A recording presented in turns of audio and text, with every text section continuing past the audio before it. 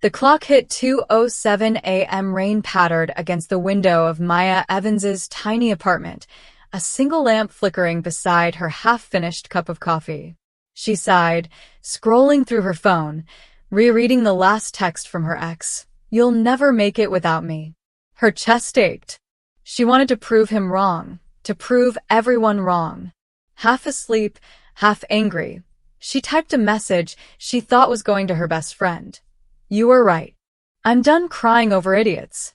I just need someone who doesn't play games." She hit send and threw the phone aside, but a few seconds later, her screen lit up. Unknown number. Careful what you wish for. Maya froze. Her heart skipped a beat. She blinked at the number. No name, no profile photo. She typed back, "Sorry, wrong number." A pause. Then another message. "There are no wrong numbers. Only wrong people." A chill ran down her spine. She stared at the message, unsure if it was a joke. "Who is this?" she typed. The reply came instantly. "Someone who doesn't play games." Her phone buzzed again. "You live near the harbor, don't you? You should lock your door." She leapt up, her pulse pounding, scanning her apartment. Door unlocked, curtains half open. Her fingers trembled as she typed. "How do you know where I live?" "Let's just say," he replied, "I see everything in this city." The next second, her lights flickered, once, twice, and then went dark. Only her phone's screen glowed in the blackness, one final message appearing. "Now that I have your attention, we need to talk." The clock hit 2:07 a.m. Rain pattered against the window of Maya Evans's tiny apartment, a single lamp flickering beside her half-finished cup of coffee. She sighed, scrolling through her phone, rereading the last text from her ex. "You'll never make it without me." Her chest ached. She wanted to prove him wrong, to prove everyone wrong. Half asleep, half angry, she typed a message she thought was going to her best friend. "You were right. I'm done crying over idiots. I just need someone who doesn't play games." She hit send and threw the phone aside, but a few seconds later, her screen lit up. Unknown number. Careful what you wish for. Maya froze. Her heart skipped a beat. She blinked at the number. No name, no profile photo. She typed back, "Sorry, wrong number." A pause. Then another message. "There are no wrong numbers. Only wrong people." A chill ran down her spine. She stared at the message, unsure if it was a joke. "Who is this?" she typed. The reply came instantly. "Someone who doesn't play games." Her phone buzzed again. "You live near the harbor, don't you? You should lock your door." She leapt up, her pulse pounding, scanning her apartment. Door unlocked, curtains half open. Her fingers trembled as she typed. "How do you know where I live?" "Let's just say," he replied, "I see everything in this city." The next second, her lights flickered, once, twice, and then went dark. Only her phone's screen glowed in the blackness, one final message appearing. "Now that I have your attention, we need to talk." Morning light crept through the curtains like an uninvited guest.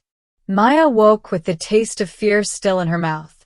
For a moment she forgot where she was, until she saw her phone on the table, screen dark, one new notification pulsing like a heartbeat. Unknown. "Did you sleep, Maya?" She didn't answer. Instead, she went to the balcony. The car from last night was gone, but a faint set of tire marks cut through the wet pavement below. Proof that it had been real. When she turned back, her phone buzzed again.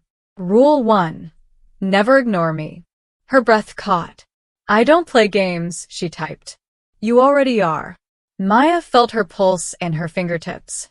She wanted to throw the phone out the window, but curiosity anchored her in place. "What do you want from me?" Rule 2. Don't ask questions you're not ready to hear answered. Asterisk, she stared at the words. They didn't feel like threats, they felt like orders. Calm. Measured. Final. You can't just make rules for me. Rule 3. Don't lie to yourself. You like that someone finally can Asterisk her knees weakened. She sank into the couch, trying to steady her breathing. Why did it sound like he knew her? Hours passed. She tried to focus on work, emails, errands, anything, but the messages kept coming. Never more than a sentence. Always precise. Eat something. You've been sitting for hours. Don't forget your sister's appointment at 3 p.m. She froze. Her sister? She'd never mentioned her sister. Who are you? She wrote again. Someone who keeps the city running.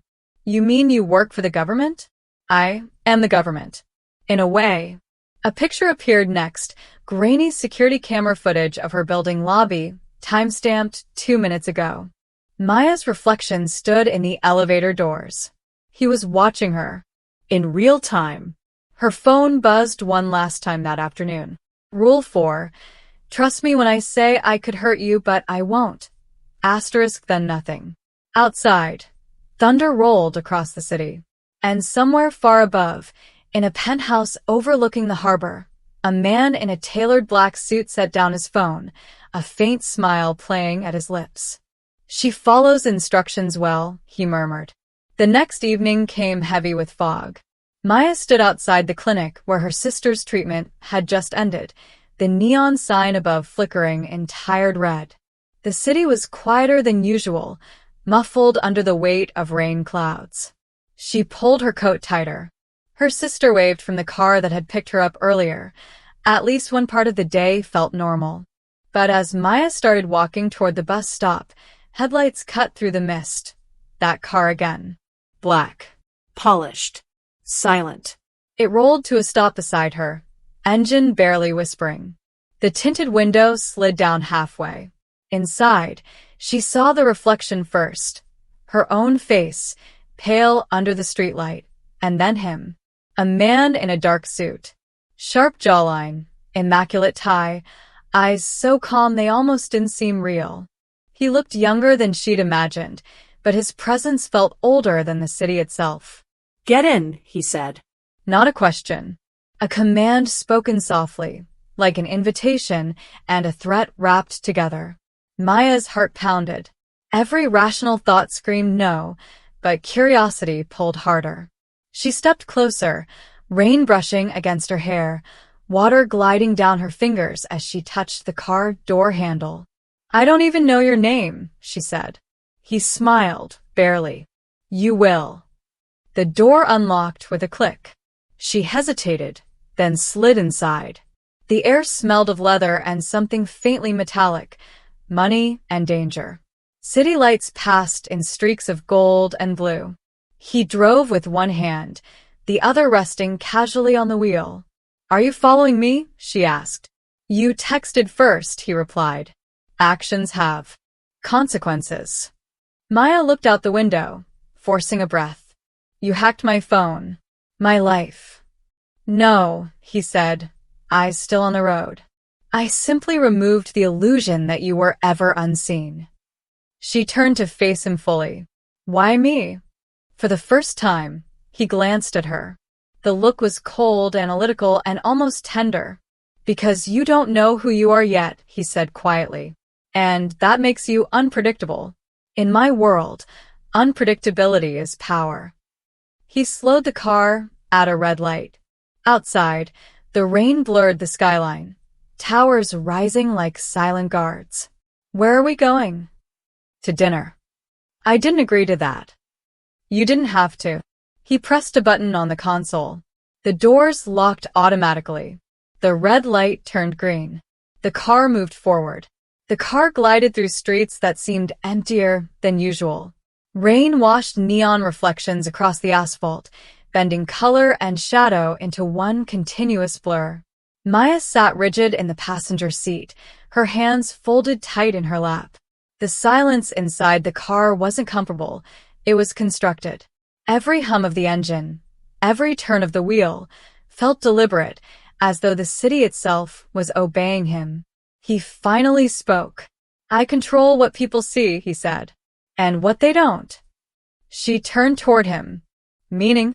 He eased the car into an underground garage, stopping before a steel door that opened without a keypad, without a guard, just a sensor that recognized him.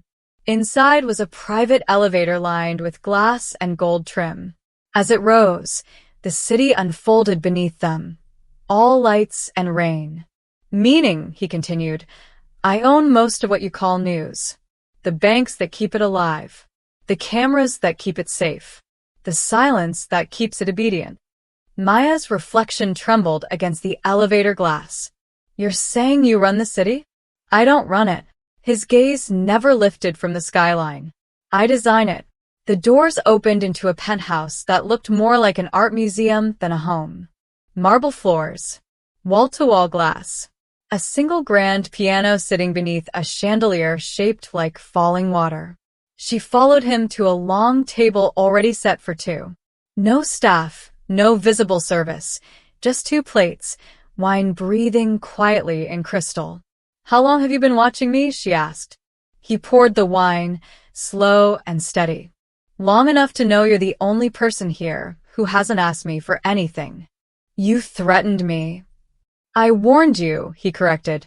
People disappear when they wander into my world without permission. I gave you a door instead of a grave. The air between them thickened. She tried to read his expression, but it shifted too quickly, calm 1 second, unreadable the next. Power, she realized, wasn't about shouting. It was about never needing to. She sipped the wine just to have something to do. What do you really want from me? He leaned back, studying her like she was a puzzle, missing one vital piece. Every empire eventually collapses, he said. Sometimes from greed. Sometimes from love. I need to know which one you'll be. Thunder rolled outside, vibrating through the glass. For a moment, everything stilled. The storm, the city, her heartbeat, until his phone buzzed. He glanced at it once, then smiled faintly. Dinner's over. Maya frowned. I just got here. Yes, he said, rising from the table. And now they know you did. Her phone buzzed at the same time. An anonymous message. Leave while you still can.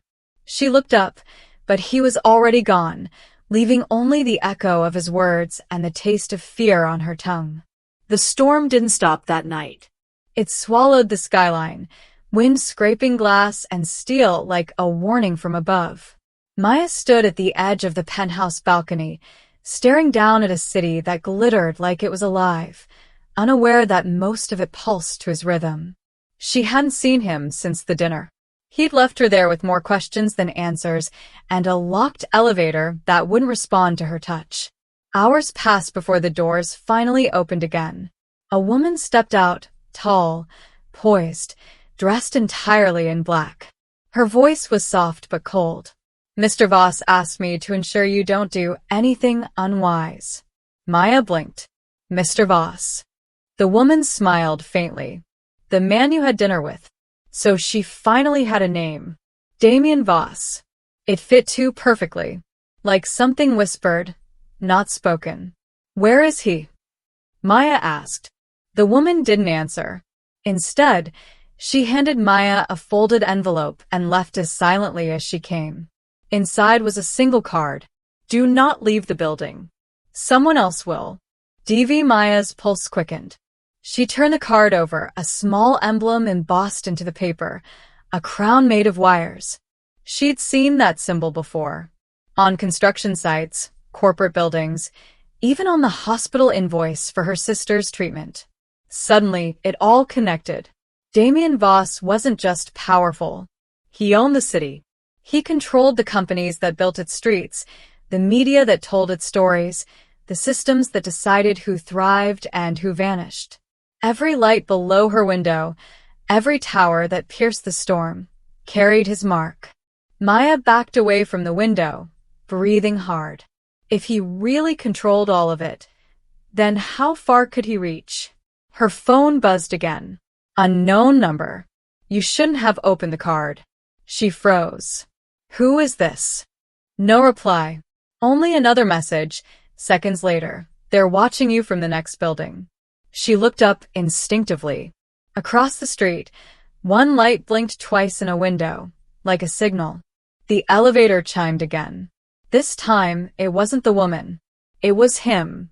Damian stepped out of the shadows, tie loosened, rain still clinging to his hair. You opened it, he said quietly. You told me to. I told you not to leave. Not to dig. I didn't, you did.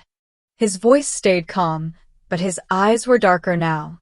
And now, they'll come for you. Which means you belong to me, whether you want to or not. She took a step back. Who's they? He didn't answer. Instead, he crossed the room, stopping just inches away. The stormlight painted half his face in gold, the other in shadow. Do you still think this is about a wrong number? He asked. Then, softer. Nothing in my city is a mistake. The rain had slowed, but the air still felt electric, charged with something unseen. Maya stood frozen as Damian's words sank in. Nothing in my city is a mistake. He moved past her toward the glass wall, looking out at the skyline like it was his private kingdom. I didn't plan for you, he said finally. But now that you're here, I can't let anyone else use you. Her heart thudded. Use me? For what? He turned, leaning against the railing. For leverage. Against you? He nodded once. Everyone in this city is currency, Maya. Some people pay. Some people are the payment. She felt her throat tighten. Then what am I? His gaze softened, but only slightly. You're the one thing they can't buy yet. He walked closer until she could see his reflection in her eyes. I can protect you, he said, but protection has a price. I don't want anything from you, she said quickly. He smiled faintly. Everyone says that until they realize how fragile freedom really is. He opened a drawer near the piano and pulled out a small black folder. Inside was a contract, no title, no signature, just lines of dense legal text and one empty space at the bottom. Sign it, he said. What is it? Insurance. For you. For your sister. Her blood ran cold. You know about her? I know she's in treatment she can't afford. I know the hospital she's in is owned by one of my subsidiaries. And I know they're about to deny her next session because of an error in funding. He slid the contract across the table. I can fix that. Tonight. Maya stared at the papers. The ink looked almost alive under the soft light, waiting for her name. What happens if I sign? You'll have what no one else does, safety. And if I don't? He hesitated, just long enough to make her stomach drop. Then the city will forget you ever existed. The silence stretched between them, thick as smoke. She wanted to scream, to throw the contract back at him, to walk out and never look back. But the thought of her sister's hospital room, the blinking monitors, the fragile heartbeat, held her still. You're a monster, she whispered. He tilted his head slightly, voice low and almost tender. No, Maya. I'm what monsters fear. She picked up the pen. Her hand shook. Say it, she demanded, meeting his eyes. Say what you really want from me. He leaned in until his breath touched her ear. I want you where I can see you. The pen scratched across the paper. One signature. One deal sealed in silence. He took the contract, folded it carefully, and slid it into his jacket. Welcome to my world. Then he turned away, leaving her alone with the city and the sound of her own heartbeat, a sound that suddenly didn't feel like her own anymore. The next morning, sunlight tried to force its way through the clouds, weak, tired light that barely reached the penthouse floor. Maya hadn't slept. The contract still lay in her mind like a bruise she couldn't stop touching. When the elevator chimed again, she expected another silent messenger in black. Instead, Damian walked in, no suit, no tie, no armor. Just a dark shirt, sleeves rolled to his elbows, and a quietness she hadn't seen before. He looked almost normal. Almost. You didn't leave, he said. I wasn't sure if I could. You could, he replied. But you didn't. She frowned. You locked me in. He smiled faintly. Semantics. He moved past her to the kitchen, pouring coffee into 2 cups. The space, like everything else he owned, was minimal, too perfect to feel lived in. He handed her a cup, watching her over the rim of his. "You're shaking." "I just signed away my life," she said quietly. "You signed for a future." "You call this a future?" "I call it survival." Maya stared at him, at the calm in his face, the quiet power that never seemed to leave him. "What are you really protecting me from?" He didn't answer right away. Instead, he opened a hidden drawer beneath the counter and placed a thin tablet on the table. A map appeared, the city glowing in veins of gold. Every building, every company, every transaction was connected by lines that pulsed in time with something like a heartbeat. "Everything you see," he said softly, "runs on information. Control the flow, and you control the blood of the city. But every system bleeds eventually. And someone has been cutting deeper." "Someone's after you," she said. He nodded once. "And they found a way to reach me, through you." She felt her chest tighten. "Why me? I'm nobody." He looked at her, truly looked this time. "You texted a number that isn't listed, isn't public, isn't even real. That's not chance. That's precision. Someone sent you to me." "That's insane," she whispered. He leaned closer. "Is it?" For a moment, his eyes softened, less like a threat, more like a confession. "Do you know what it's like to be feared by everyone you meet? To live behind glass walls because you can't tell which smile hides a knife?" She didn't answer, but she saw something flicker in him. Loneliness, maybe. Exhaustion, certainly. The power that defined him came with a cost, and for the first time, she could see it written in the tension of his jaw, the faint shadow under his eyes. He straightened. "You'll stay here for now. The less they see you, the longer you live." "And what about you?" His voice dropped. "I've survived worse." He turned to leave, but paused in the doorway. "When I built this city," he said, "I thought control would keep me safe. Then you appeared, and for the first time, I can't predict the ending." She didn't know whether to feel fear or pity. But as the door closed behind him, she realized something she hadn't before. For all his walls, all his power, Damian Voss was just as trapped as she was. Night fell heavy on the city, like a velvet curtain smothering every street. Maya sat by the window of Damian's penthouse, the glowing skyline reflecting in her wide, fearful eyes. Her phone buzzed again, another message from unknown number. "You're closer than you think." She froze. Her pulse raced. She glanced at the darkened streets below, but the rain and fog hid everything. The elevator chimed. She tensed, expecting Damian. Instead, the door opened to reveal a man she didn't recognize. Tall, lean, Dressed in black, from head to toe. Eyes cold as winter steel. His gaze landed on her and held. "You shouldn't be here," he said quietly, voice flat and controlled. This is my place," Maya stammered. "You're not safe," he said. "Not from me. Not from him. Not from anyone who plays this game." Her stomach dropped. "Who are you?" He stepped closer, just enough to blur the line between threat and presence. "Call me what Damian calls me," he said. "The ghost in the city. The one who decides who lives and who disappears." Maya's mind raced.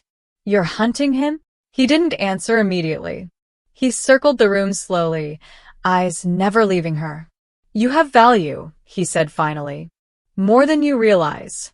He wants to protect you, but that protection makes you a target." She backed away instinctively. "Why me? I'm nothing."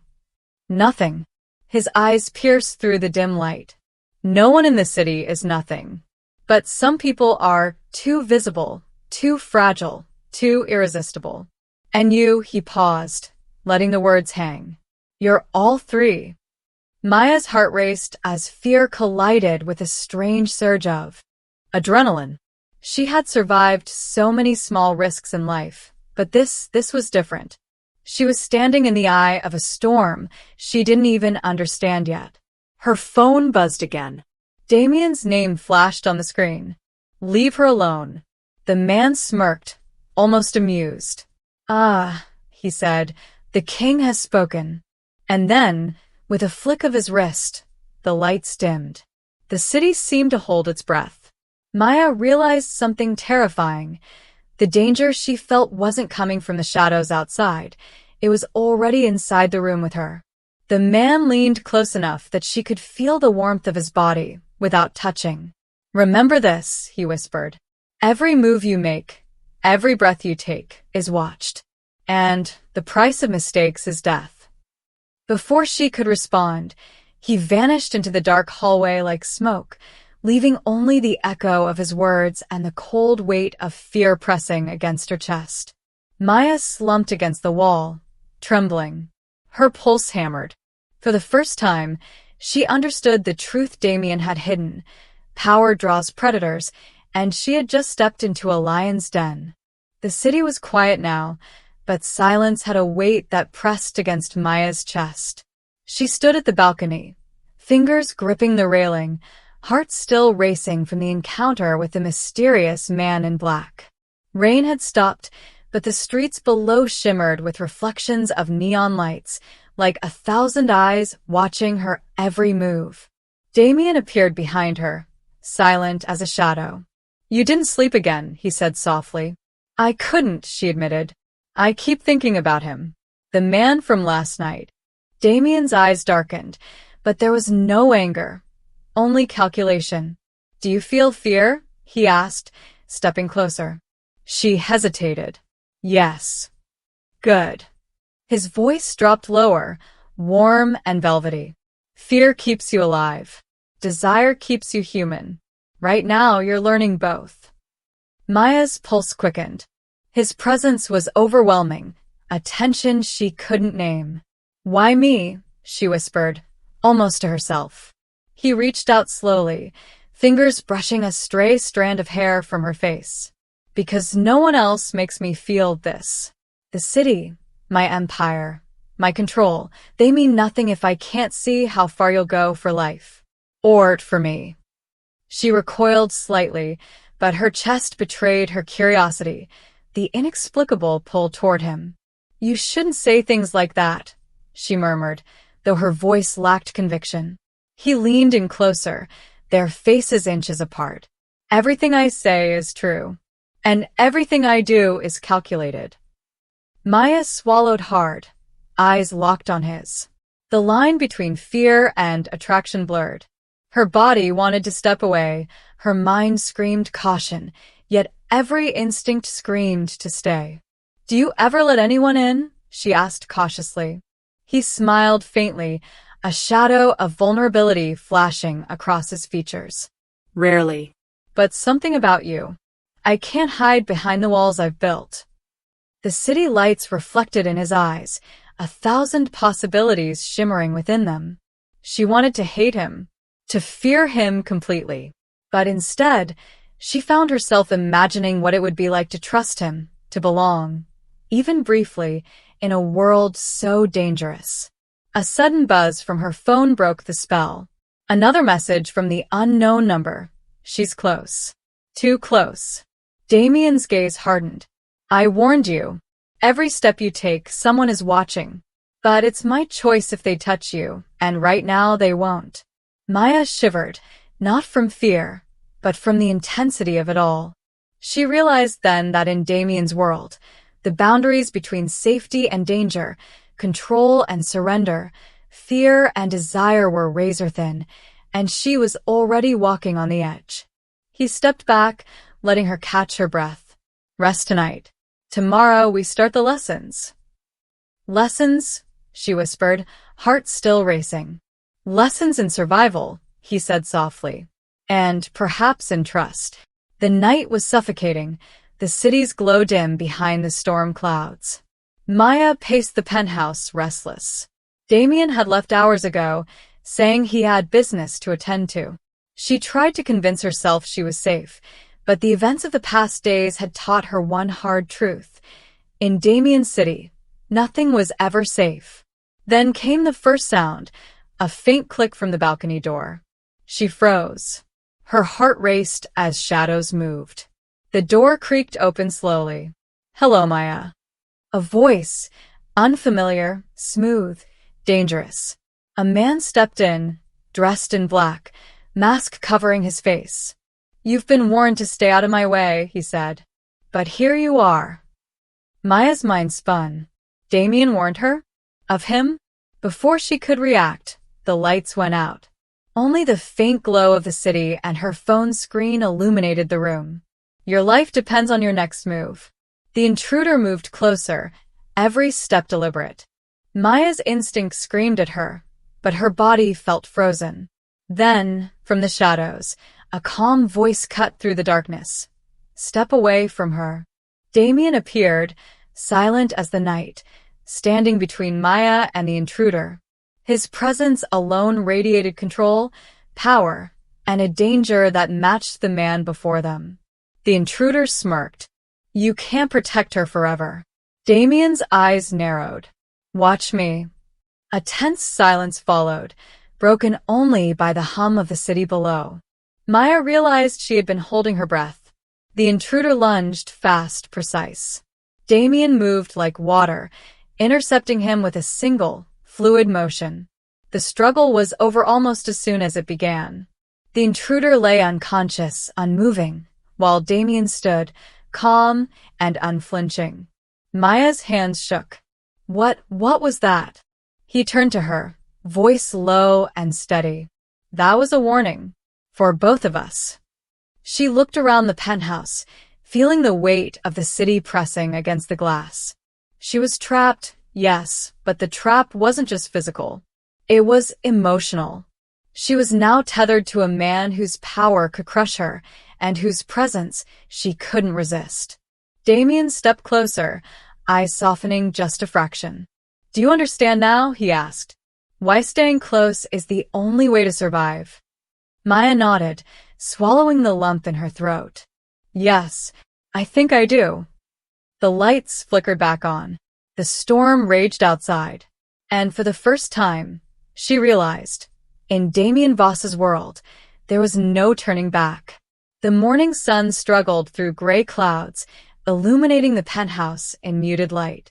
Maya sat across from Damian at the long glass table, her hands wrapped around a mug of coffee. For the first time, she felt like she was in the eye of his world, the calm center of a storm she could barely comprehend. Damian poured himself coffee, without speaking. Finally, he leaned back, fingers steepled, and studied her. "You've seen parts of my city," he said, voice quiet but heavy with weight. "The cars, the towers, the surveillance, but you haven't seen the bones beneath it." "What do you mean?" she asked. He tapped the table lightly. The sound echoed, deliberate. "I built an empire. Not a company, not a family, an empire. Every major decision, every bank, every news outlet, they answer to me. And every time someone tried to take me down, I learned how to survive, how to stay ahead." Maya swallowed hard. "Why tell me this?" "Because you need to understand what surrounds you. Everything you see, everything you touch, it's all part of a system designed to protect me, and anyone I choose to protect." Her mind raced. "And me. You." He paused. "You're not just a target anymore. You're leverage. You're proof. You're a test." Maya frowned. "A test?" "Every empire," he said softly, "has weaknesses. And every empire has someone capable of breaking it from the inside." Her breath caught. "You mean someone like me?" "Yes," he admitted, leaning closer. "Someone who isn't afraid, who doesn't bow to fear. Someone unpredictable. Someone who makes me human." She stared at him, unsure whether to feel flattered or terrified. "And if you fail," she whispered, "then the city loses more than you realize," he said, standing abruptly. He walked to the floor-to-ceiling windows and gestured toward the sprawling skyline. "Look at it. Every light, every shadow, every heartbeat of this place, It bends to my will. But it also has enemies. Hidden, patient, lethal enemies. Maya shivered. Enemies like the man from the penthouse? He nodded slowly. Exactly. And more. Far more. They see this city as theirs to claim. And they will try. Every day. Every hour. Every minute. She felt the weight of it. The truth of Damian's empire and the fragility beneath the illusion of control. And me? She asked again, voice trembling. You're my line of defense, he said. And maybe the only one who can save it all. For the first time, she understood the danger she had stepped into. Not just for herself. Not just for her sister. But for the entire city. The wind rattled the glass as if echoing his words. And Maya knew one thing with terrifying clarity. She was no longer a bystander. She was a player. And in Damian Voss's empire, players had no second chances. The city slept under a fragile veil of calm. Maya hadn't left the penthouse since morning, her mind racing with Damian's warnings and the revelations about his empire. The storm from days ago had returned, winds tearing across rooftops, rain lashing windows like a warning drum. Then, just past midnight, the first explosion hit. Maya's heart stopped. The floor trembled. A distant building ignited, flames licking the night sky. Sirens wailing instantly. Damian appeared beside her, calm as ever, eyes scanning the skyline. They've started, he said simply. They, she whispered, gripping the railing. He didn't answer. Instead, he moved to the private comms panel and activated multiple screens. The city unfolded before them. Buildings burning, emergency lights flashing, traffic snarling in panic. They want to take me down, he said finally. And they'll use everything I care about to do it. Maya's hands shook. And me. You, he said softly, are more than you know. I told you. Everything that matters bends to my control, but only if I protect it. And you, his gaze softened slightly. You are now part of it. The fire spread quickly. Smoke crawled through the streets, like a living creature. Damian's team worked with surgical precision, neutralizing threats, evacuating civilians, and quelling chaos before it could consume the city. Maya watched in awe. His power wasn't just money or influence. It was absolute control, honed over years of meticulous planning. A screen flashed. Her sister's hospital. One of the backup generators had failed. They're targeting her too, Maya whispered. Damian's eyes narrowed. And that's why you're here. He moved to her side, pressing a hand to hers briefly, not a gesture of affection, but of command and reassurance. Stay with me. Follow my instructions. Survive tonight. Everything else will be handled. Hours passed in a blur of sirens, fire, and chaos. Maya followed him, unseen, unheard, a ghost in the empire she had just become part of. Finally, after what felt like an eternity, the city settled into an uneasy quiet. Flames were contained. Streets cleared. But the skyline bore the scars of battle. Maya turned to Damian. How do you survive all of this? He looked at her, a shadow of exhaustion beneath the calm mask. Because, he said quietly, every empire that survives a night like this is built to last forever. She realized then, staring at the man who controlled a city and had protected her through its destruction, that she had changed. The fear that had once consumed her had given way to something new. Trust. Danger and desire intertwined. Survival and allegiance fused. And in Damian Voss's world, that was the only way forward. The city lay quiet under a fragile dawn. Smoke from the previous night's fire still curled over rooftops, and emergency crews moved methodically through the streets, restoring order. Maya stood on the penthouse balcony, wrapped in a shawl, watching the sunrise. Her phone buzzed softly. Another message from unknown number, but this time it was empty. Damian emerged from the shadows behind her. You're awake, he said, voice low. I couldn't sleep, she admitted.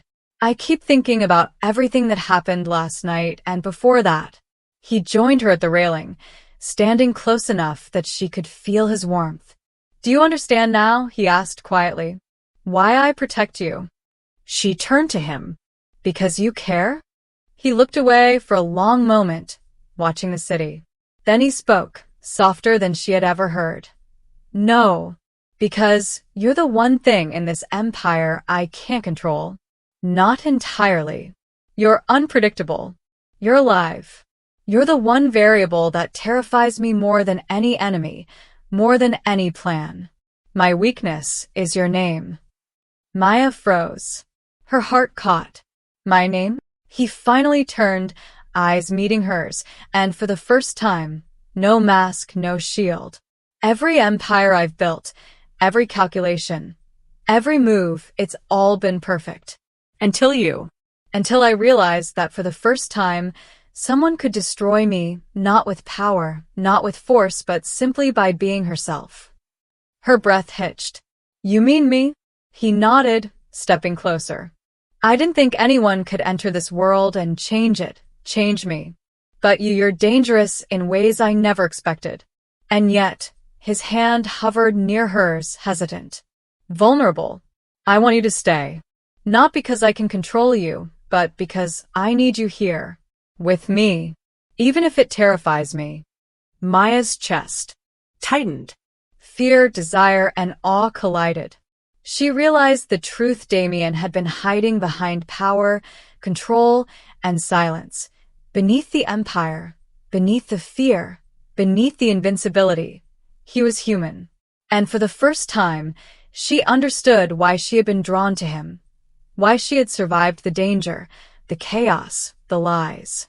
Because in a world built on control, she had become the one force he could never dominate. He reached for her hand. The touch was electric, grounding, and terrifying all at once. I can protect you, he whispered, but you have to stay with me. Maya didn't hesitate.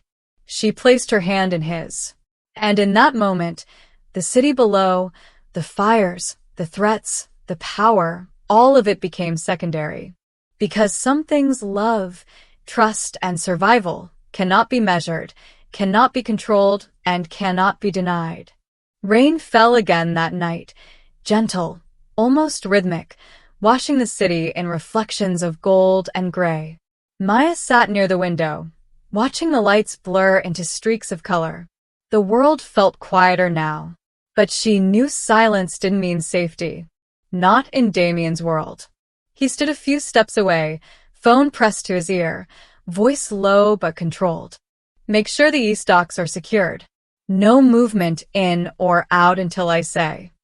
He hung up, exhaled slowly, and looked at her. It's over, he said. Is it? She asked, not turning from the window. For now, he admitted. The fires are out. The enemies are gone. But peace never lasts long here. Maya finally turned. Then what happens next? He smiled faintly, the kind of smile that carried both danger and warmth. You tell me. She blinked. Me? You're not just a bystander anymore, he said. You saw everything. You survived it. You changed me. You changed the city. I can build empires, Maya, but you... He paused, his gaze softening. You gave me a reason to protect them. The sound of thunder rumbled in the distance. She walked closer, searching his face.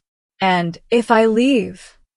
His eyes darkened, not angry but wounded. Then everything I built will still stand, he said quietly. But I won't. Silence. Just the rain, falling harder now, drumming against the glass. Finally, Maya whispered, You once said your weakness was my name. He nodded. She stepped closer, until her reflection merged with his in the window.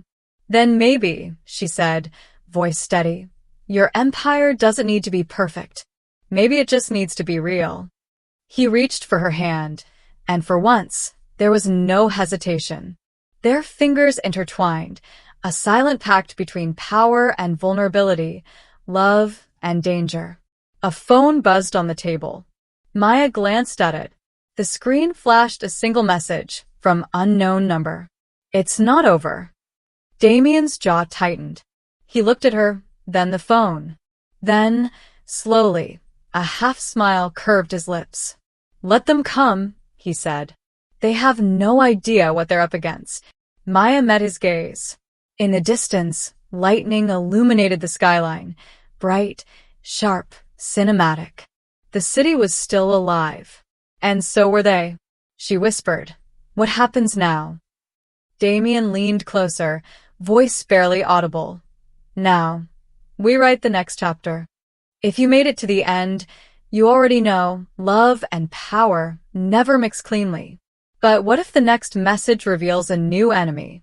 Comment next chapter if you want the story to continue, and don't forget to subscribe because in this world, every text could be the start of something dangerous.